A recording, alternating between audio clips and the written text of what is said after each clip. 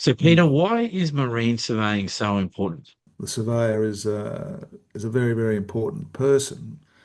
And the ship-shore interface is one part of it, where in the terminals, the guys that push the coal or the iron ore onto the vessel, they don't really know much about the ships. So that's where the surveyor comes in. He's the expert working between the ship and the shore.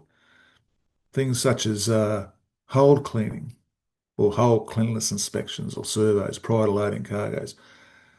Unless you've been on board a vessel and you've been down there and you've cleaned holes and chipped rust and thrown a bit of paint around, you know, that's the knowledge you gain on the job. You say, well, what is fair enough for this particular cargo? Because, mineral sands is a totally different standard of cleanliness to say soybean or something along those lines, fertilizer. Tankers, for instance, high value cargoes. So you're doing the dips, you calculate how much is on that tanker to be discharged or how much is on that tanker after loading. Highly critical calculations in the whole scheme of things. And bills of lading, of course, from the coal terminals, the iron ore terminals. Mines take them to the bank to get paid, and that's paid on a figure calculated by the surveyor on board. It's not calculated on belt weights or how many times a bulldozer pushed up onto the chute. It's on the draft survey.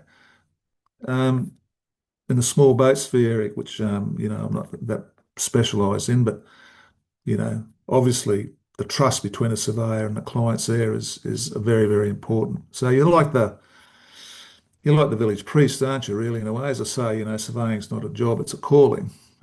So you've got to be able to withstand a lot of pressures. You've got to be able to make decisions. Sometimes always they're not what your client wants to hear, but at the end of the day, they're going to appreciate the fact that you've stood up and said, I don't want to load this vessel because it's no good for you. I mean, insurance surveys is another specialist area where you're dealing with millions of dollars worth of a claim, and you're there for the insurance company, and you've got to sort out any number of different things to appease both the insurer and the insured.